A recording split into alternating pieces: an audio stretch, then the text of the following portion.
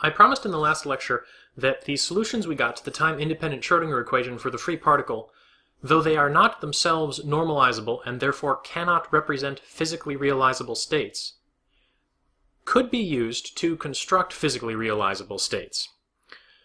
What that means is that we can take those solutions which themselves are not real and can add them up in a way that we can make something that is real. This is a little subtle. We're constructing something called a wave packet, and basically what that amounts to is adding up a bunch of infinities and getting something finite. Taking these traveling wave solutions to the time-independent Schrodinger equation for the free particle, which extend from minus infinity to infinity in the spatial domain, and from minus infinity to infinity in the temporal domain, and summing them up somehow to get something that is localized in the spatial domain.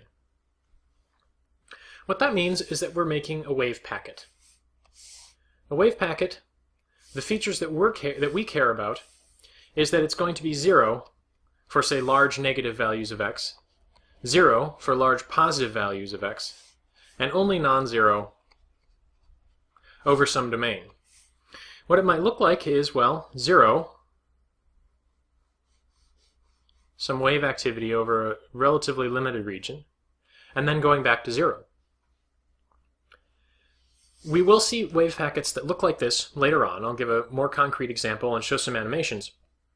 But for now, let's think about the math. How would we go about constructing something like this? What we did in the case of the particle in a box, the infinite square well potential, was when we solved the Schrodinger equation, we got solutions. If our potential looks like this, going to infinity at regions outside of a box, our solutions looked like this. We got sinusoids with an integer number of half wavelengths fitting in our box. That was nice because it allowed us to construct our overall solution to the Schrodinger equation, psi of x and t, as an infinite sum of these stationary state wave functions. The integer number of half wavelengths fitting in the box plus the essentially trivial time dependence that you get from the time equation when you do separation of variables with the general Schrodinger equation. This isn't going to work for the case of the free particle for a couple of reasons. First of all, instead of having a discrete sum over, states which have an index n, for instance, this is our psi sub n, where n goes from 1 to infinity, we now have wave functions psi that are continuous. We did not have quantized states. So our stationary states now are going to have to look like our traveling waves. They're going to have to look like e to the I, k, and then x minus, where did it go? h bar k over 2m t. This was our traveling wave solution from the last lecture. So instead of having our discrete set of states indexed by n, we have our continuous set where the parameter is k. K is a completely free parameter, not fixed to be an integer.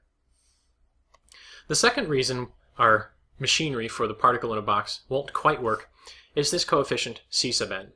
C sub n is also going to have to somehow become a function of k.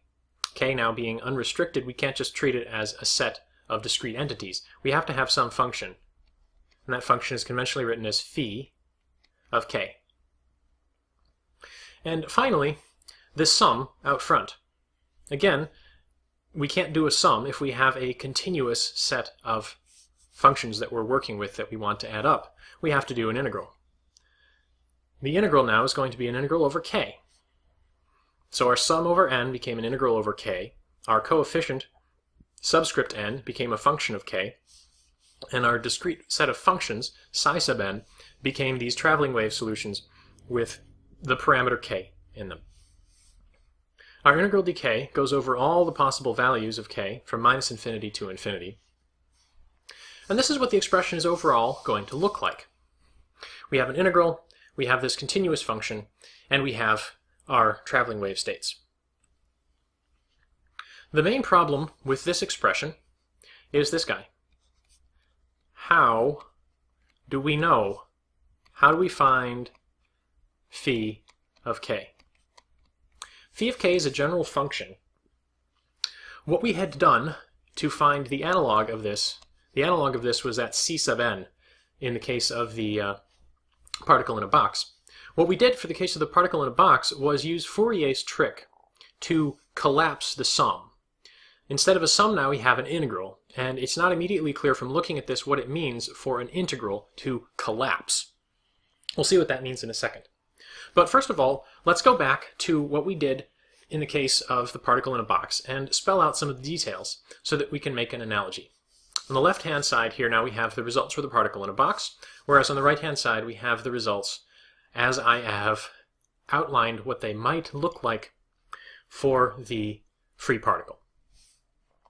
So the first thing we did for our particle in a box was to express the initial conditions as an infinite sum of the time t equals 0 form of our stationary state wave functions.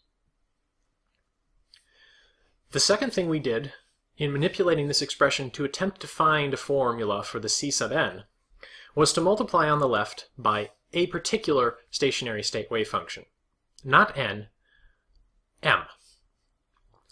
So we multiplied by root 2 over a sine m pi over a x psi of x 0. This is now looking at the left-hand side. So we multiplied by this, and we integrated from 0 to a. This integral is taken dx. It's important to note now that this is not the wave function psi, this is the complex conjugate of the wave function psi, and we'll come back to that in a moment. This integral, this is our left-hand side. If we do the same thing to the right-hand side, you end up with an integral dx that you can push inside the sum. You can pull out some constants, and all you're left with then, the only x dependence comes from the sine function here and the sine function you're multiplying in. So we ended up with a sum from n equals 1 to infinity of c sub n, our two root 2 over a factors from our two wave functions multiply together, just give us 2 over a. And what we're left with inside the integral is sine of m pi over a x sine of n pi over a x dx. So that was our expression, and the nice feature about this is that the sine functions had an orthogonality condition on them that allowed us to take this integral from 0 to a and express it as delta mn. The sine functions, if m is not equal to n, will integrate to 0 over this interval. And if m is equal to n, you just end up with 1. I should be including this factor out front in the expression for the orthogonality. What that means is that the sum collapses. The only remaining term is the term from Cm. So our right-hand side just becomes Cm. This gave us our formula for Cm being equal to the integral from 0 to a of essentially root 2 over a sine m pi over a x times our initial conditions, psi of x 0. This was a very brief overview of what we did back when we were talking about the particle in a box. Now, continuing this analogy into our free particle case, again, the first thing we're going to do is left multiply by the complex conjugate of the wave function. Now, the wave functions that we're working with now are stationary state solutions to the time-independent Schrodinger equation for the free particle. And what those look like, if I evaluate them at t equals 0, is e to the minus I kx. Now, I'm leaving off normalization constants because I don't know what they are at this point, but while I have a k in this integral, I shouldn't use k here. This is the same as saying I have an n in this sum, so I shouldn't use n in the function that I'm multiplying through. Things will just get confusing. So I'm going to call this k prime. So I've left multiplied by k prime. I have my wave function, my initial conditions, and again I'm integrating. Now I'm integrating from minus infinity to infinity, and I'm integrating dx. This is what I get for the left-hand side, just following by analogy from what we did for particle in a box. The right-hand side, in this case, now instead of having a sum over n, I have an integral over k. What I'm multiplying by from the left is again the e to the minus I k prime x, but this integral that I'm doing, that's an integral dx. So I can exchange the order of integration by k and integration by x. So I'm going to write this right-hand side now a little differently. We have the integral of minus infinity to infinity dk. Then we have phi of k, which is not a function of x, so I can pull it out of my integral over x, same as I could pull my c sub n out of this integral dx. Sorry, phi of k, not phi of x. What I'm left with then is the integral from minus infinity to infinity dx e to the minus I k prime x e to the I k x. Now, in order for this term to be meaningfully, in order for this integral to collapse, like the sum collapsed here, we have to have some sort of orthogonality condition. The orthogonality condition for the sine functions from 0 to a was fairly straightforward. The orthogonality condition that applies here for this, where we are integrating over an infinite domain of something with a continuous parameter, k prime and k are continuous parameters that can take on any value, is not a simple Kronecker delta. It's a little different, but it looks very much the same. What you end up with here is called a Dirac delta function, and we will meet these Dirac delta functions in more detail later. If you're interested, there is a video lecture posted on the Dirac delta function and what its properties are. But for our purposes here, this expression evaluates to a Dirac delta function. A Dirac delta function is defined essentially as an infinitely narrow distribution. If you treat this as a distribution that only is non-zero at a particular value, the delta function by default is defined to be non-zero only for its argument equal to 0. This is effectively a distribution that only has non-zero values, only has support for k equal to k prime.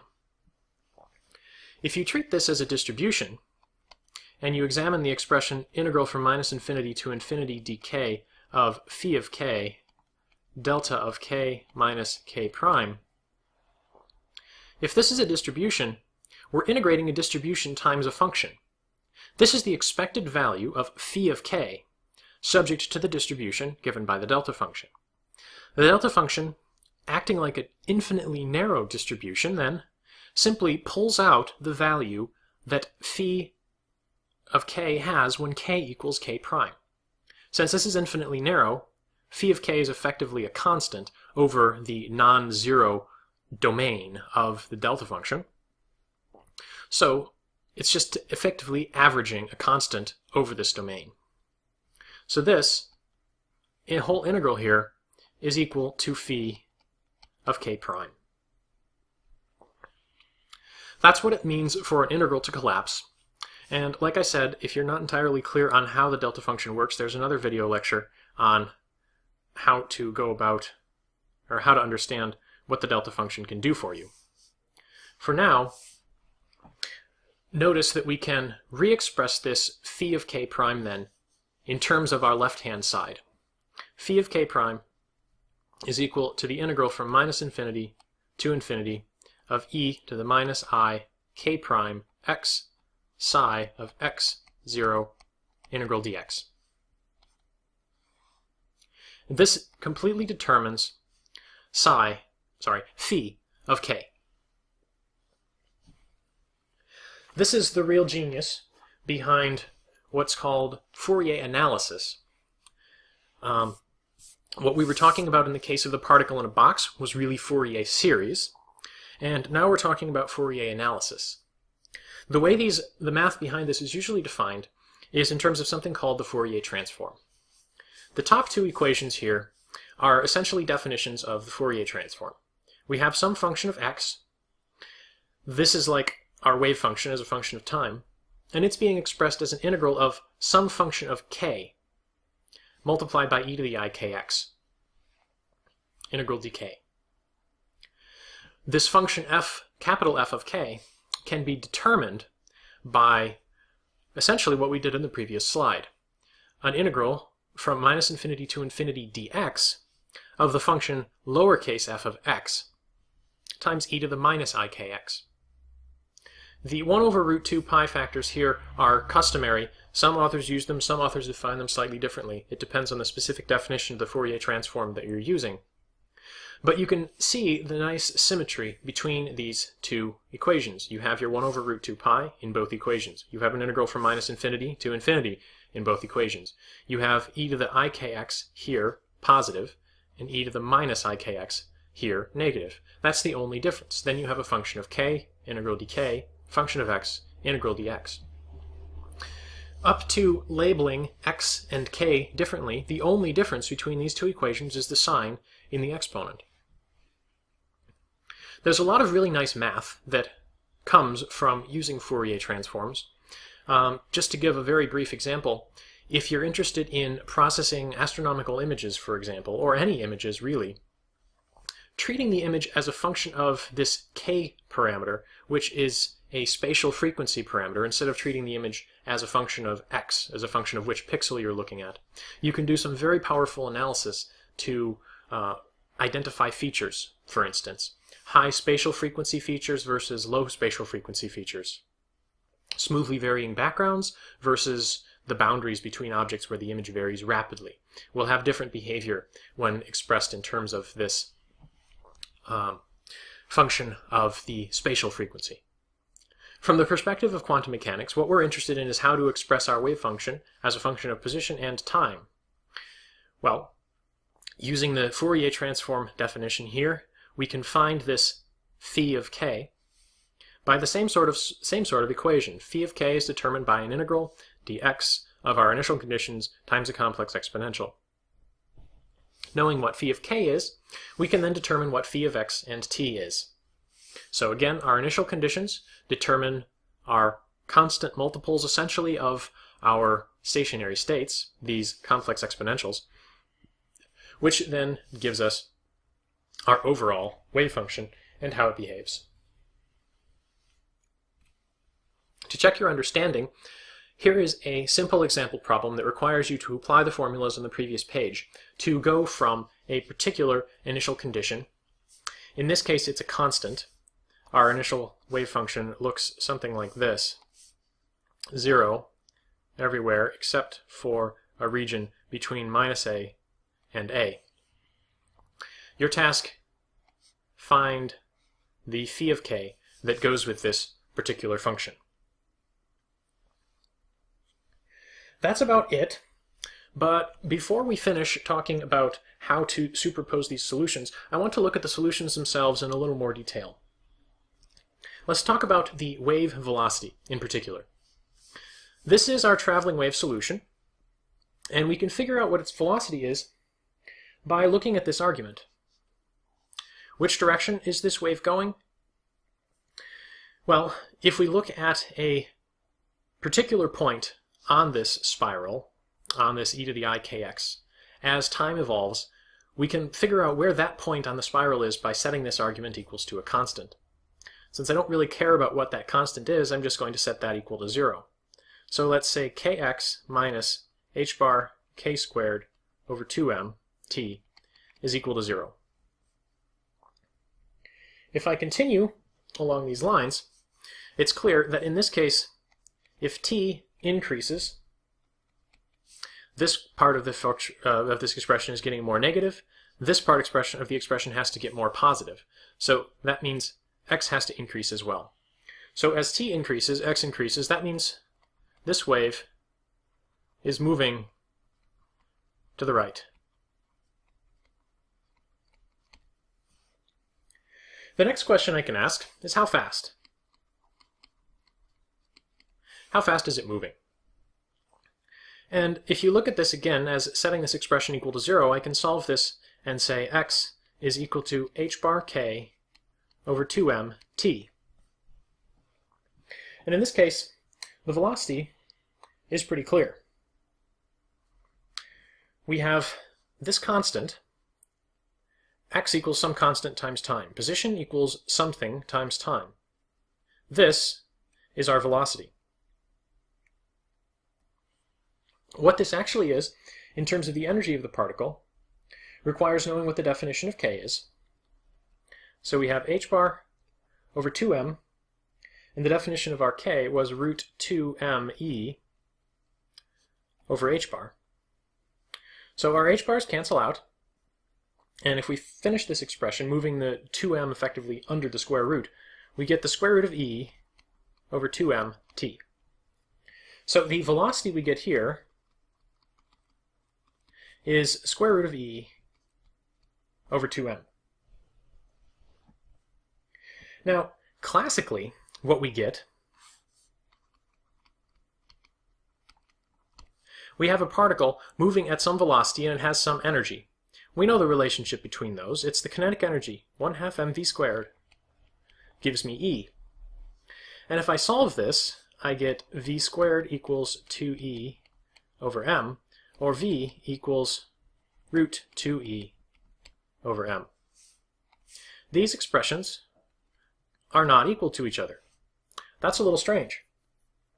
The velocity that we got from quantum mechanics, looking at how fast features on this wave function move, is not equal to the classical velocity. Will this hold true regardless? Do quantum mechanical particles have a different propagation behavior? That doesn't really make a lot of sense.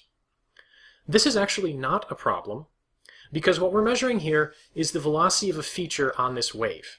It's not actually the velocity of a wave packet. And since wave packets are the only real states that we can get, that we expect to observe in the physical universe, what we need to figure out is the wave packet velocity. In order to figure out the wave packet velocity, consider this wave packet. This is just a sum of two traveling waves with different k's, which I've now indexed k1 and k2. What I'd like you to do is think about expressing k1 and k2 as if they were near each other. So k1 is slightly less than k2, for example, or k1 is slightly greater than k2. Under these circumstances, it makes sense to rewrite these things. I'm going to define alpha as k1 plus k2 over 2, the average, times x, minus h bar k1 squared plus k2 squared over 2m t. Essentially, the sum of the argument of this and the argument of this. I'm also going to define a parameter delta, which is k1 minus k2 over 2x minus h bar k1 squared minus k2 squared over 2m t.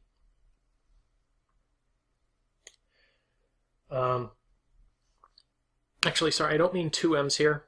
I mean 4m's here, because I have a factor of 2 from the over 2m, and I have a 1/2 essentially from the way I'm combining the two terms. So given these definitions, you can express this as, not writing it there, as e to the I alpha plus delta plus e to the I alpha minus delta. So you see what I've done here? I've just re-expressed the arguments here as sums and differences. This is getting into the idea behind sum and difference and product identities in trig functions, except I'm doing this with complex exponentials instead. If I write this function as alpha plus delta, when I add alpha and delta, for instance, this first term gets me k1 plus k2 plus k1 minus k2. The k2's drop out, and I end up with 2k1 over 2, which is just k1 times x. Just k1x, essentially. what you want to get from this, if I express these exponentials in that way, you can factor out the alpha part. You get an e to the I alpha times an e to the I delta plus e to the minus I delta. If you're familiar with the complex exponential form of trig functions, you can probably see where I'm going with this. This is going to end up equal to e to the I alpha times cosine, actually not just cosine, 2 cosine of delta. What this looks like in the context of our discussion of wave packets is if we have an axis there, we have this cosine factor, and it's the cosine of delta. If k1 and k2 are near each other, this will be a small number. This will also be a relatively small number. So delta evolves much more slowly with space and time than alpha.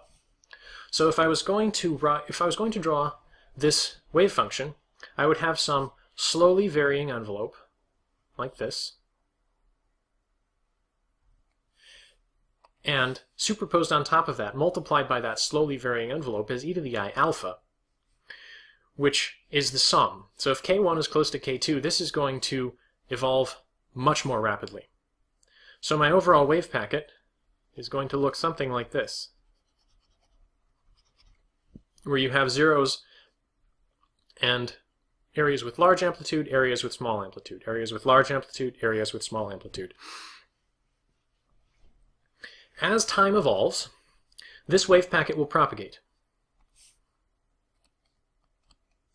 And if what we're interested in is the velocity with which the overall packet propagates, you can consider a point on delta, not a point on alpha.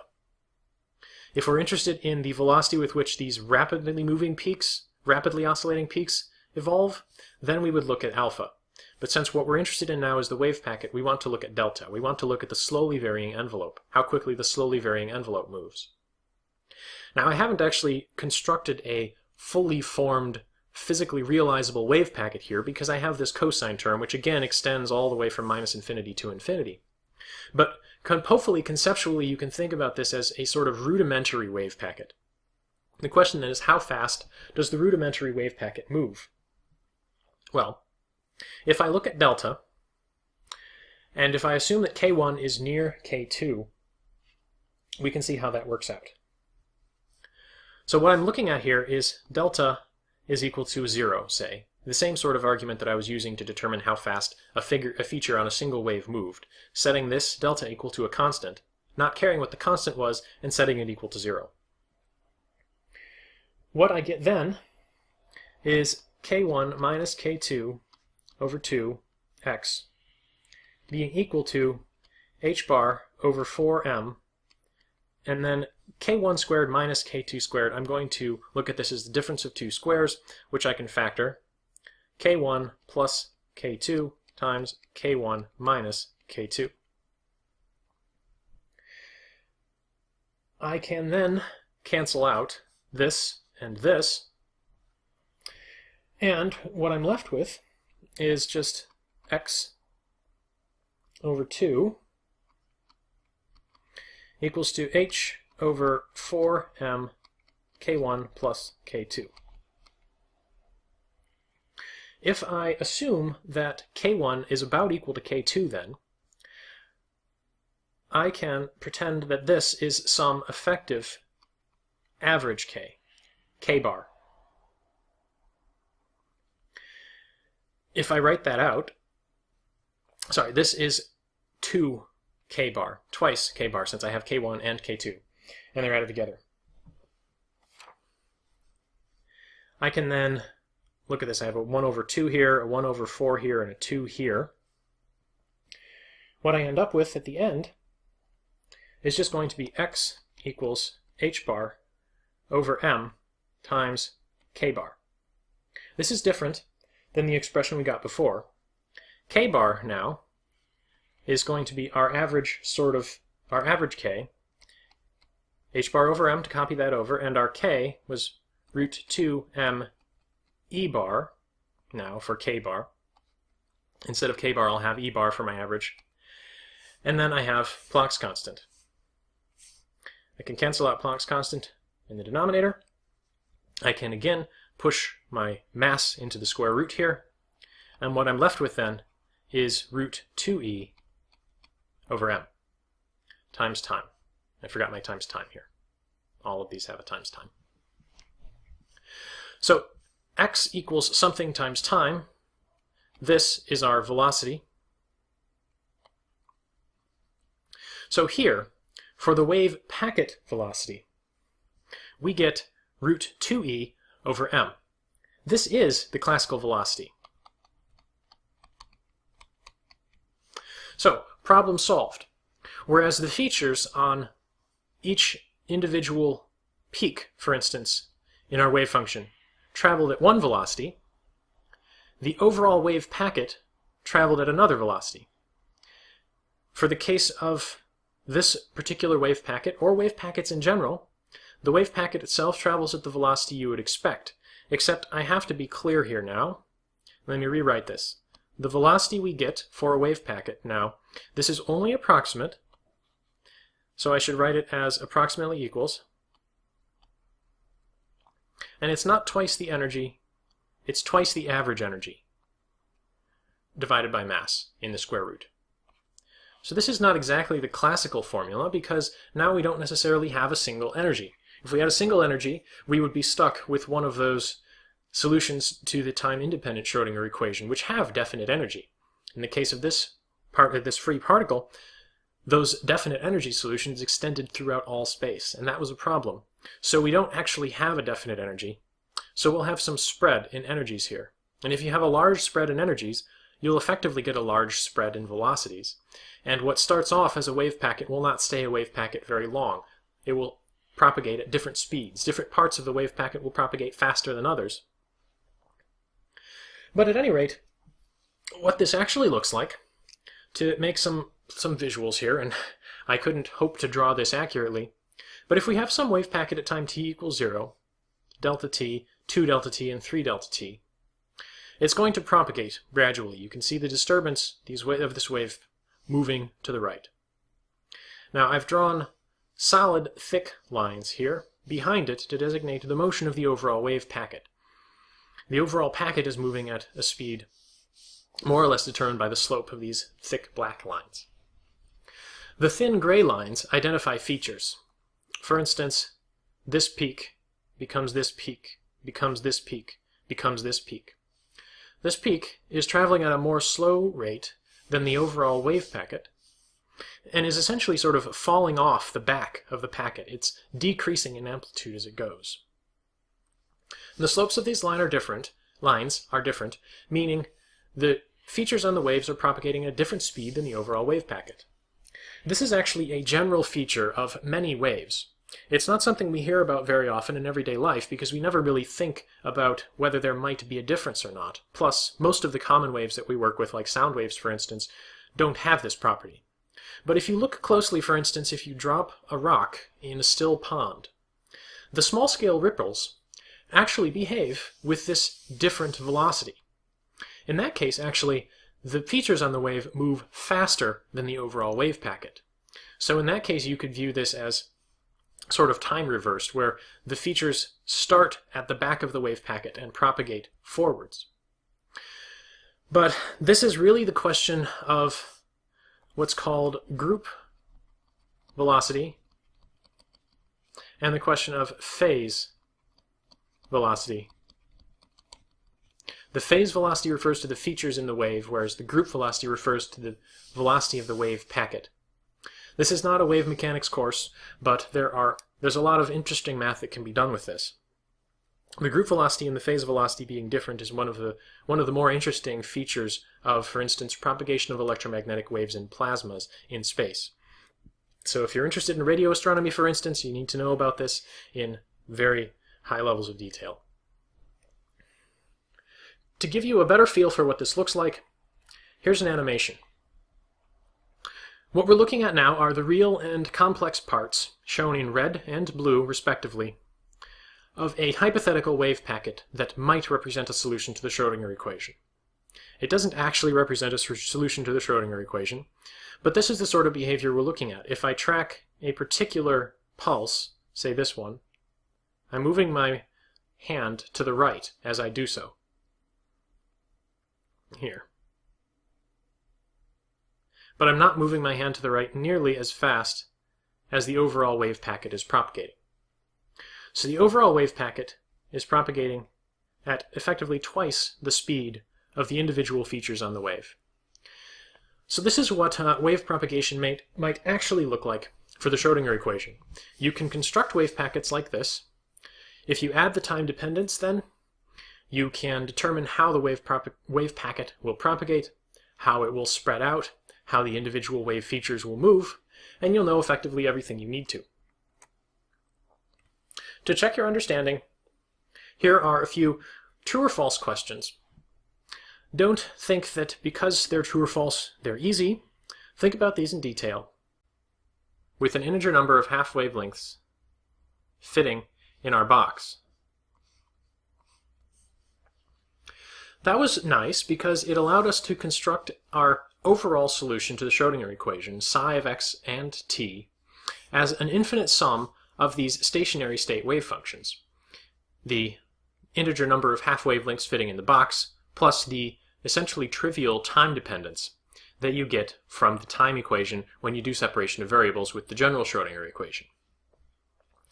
This isn't going to work for the case of the free particle for a couple of reasons.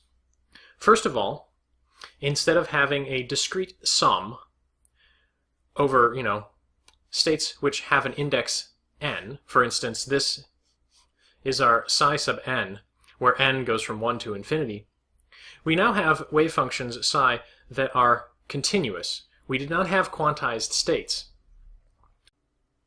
I promised in the last lecture that the solutions we got to the time-independent Schrodinger equation for the free particle, though they are not themselves normalizable and therefore cannot represent physically realizable states, could be used to construct physically realizable states.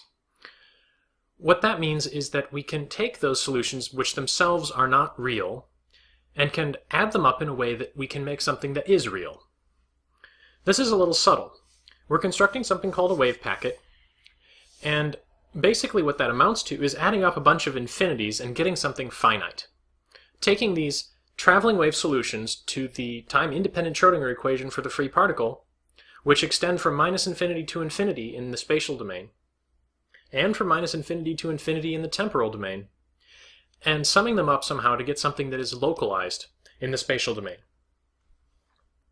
What that means is that we're making a wave packet. And finally, this sum out front. Again, we can't do a sum if we have a continuous set of functions that we're working with that we want to add up. We have to do an integral.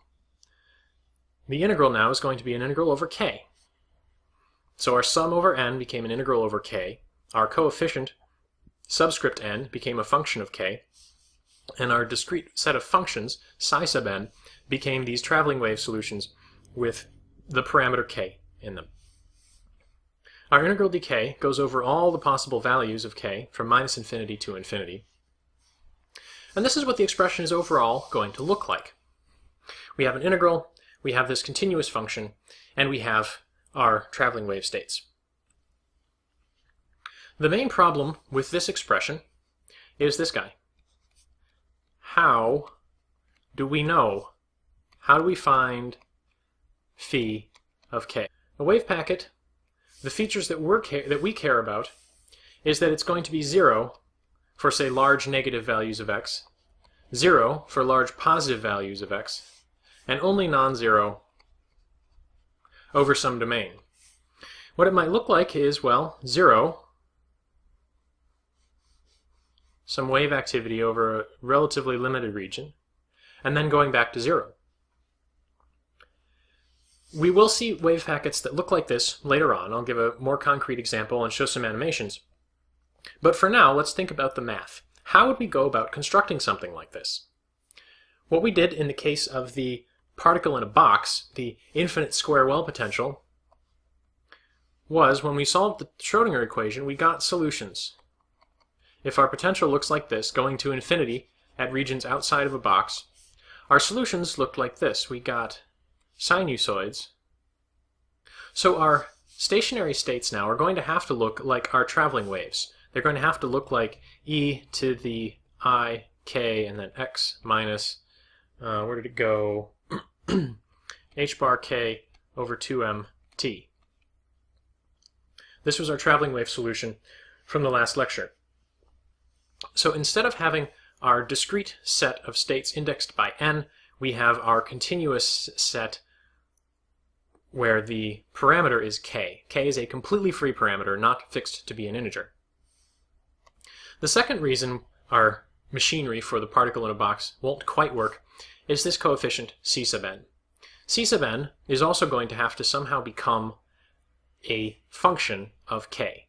K now being unrestricted, we can't just treat it as a set of discrete entities. We have to have some function, and that function is conventionally written as phi of k.